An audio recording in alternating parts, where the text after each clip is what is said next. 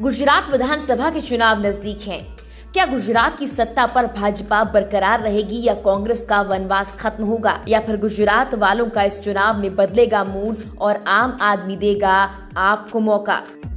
कौन मारेगा बाजी, ये तो नतीजे ही बताएंगे। लेकिन अपने इस खास कार्यक्रम गुजरात के रण में क्या कहता है सीटों का समीकरण, आज बात करते हैं गुजरात की 2 विधानसभा सीटों के बारे में। सबसे पहले बात करते हैं अबडासा विधानसभा सीट के बारे में। इस सीट से 2017 में जडेजा प्रद्युमन सिंह महिपति सिंह को विधायक चुना गया। वो उस वक्त कांग्रेस के विधायक थे। बाद में प्रद्युमन सिंह ने कांग्रेस छोड़ भाजपा को ज्वाइन कर लिया। 2020 के उपचुनाव में प्रद्युमन सिंह यहाँ भाजपा के टिकट पर चुनाव लड़े और जीते भी।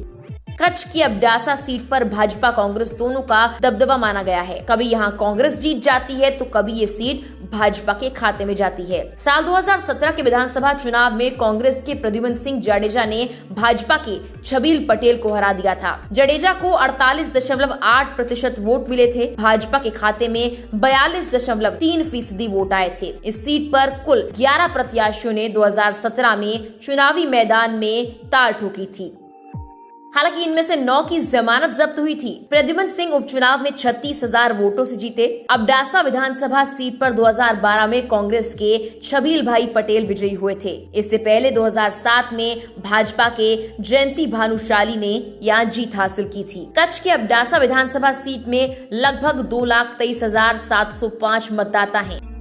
इस बार भी भाजपा और कांग्रेस के बीच यहाँ कांटे की टक्कर मानी जा रही है। 2022 के चुनाव में अब देखना ये दिलचस्प होगा कि इस बार कांग्रेस से भाजपा में शामिल हुए विधायक पर भरोसा करते हुए दोबारा प्रद्युमन जडेजा को टिकट दिया जाएगा, या फिर इस सीट पर कांग्रेस की तरफ से कौन इस बार प्रत्याशी होने वाला है। वहीं ये भी देखना दिलचस्प होगा कि गुजरात में तीसरी पार्टी के तौर पर सामने आई आम आदमी पार्टी भाजपा कांग्रेस का खेल यहाँ बिगाड़ पाती है या फिर नहीं। आपको ये भी जानकारी दे दें कि अबडासा विधानसभा सीट पर 2007 में जीत दर्ज करने वाले भाजपा नेता जयंती भानुशाली की चलती ट्रेन में हत्या कर दी गई थी। जांच एजेंसी ने भानुशाली की हत्या के आरोप में पूर्व कांग्रेस विधायक छबील पटेल को गिरफ्तार किया था। साल 2017 में छबील पटेल भी भाजपा में शामिल हो गए थे। बताया जाता है कि जयंती भानुशाली और छबील पटेल एक दूसरे के राजनीतिक दुश्मन थे। अब बात करते हैं गुजरात की मांडवी सीट की। इस सीट पर सभी पार्टियों का फोकस है क्योंकि यहाँ पर मुस्लिम वोट बैंक है। कच्छ जिले की मांडवी विधानसभा सीट अपने बंदरगाह और लकड़ी के जहाज के लिए जानी जाती है। मुस्लिम बहुल सीट होने के बावजूद इस सीट पर भाजपा का प्रभाव काफी ज्यादा है। यहाँ सालों से बीजेपी के प्रत्याशी ही जीतते आ रहे हैं।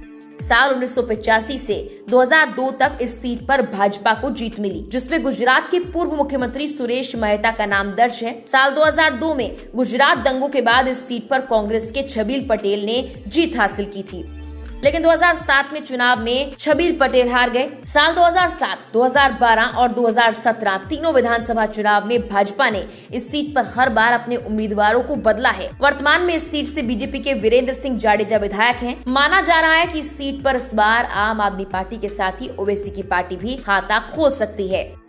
यहाँ मुस्लिम मतदाताओं की संख्या 50,000 से ज्यादा है। गुजरात विधानसभा चुनाव 2017 के आंकड़े देखें तो मांडवी सीट पर मुस्लिमों के बाद सबसे बड़ा वोट बैंक पाटीदारों का है, जिनका 25,000 का वोट बैंक है। दलितों के 31,000 वोट हैं, वहीं 21,000 राजपूत वोट हैं।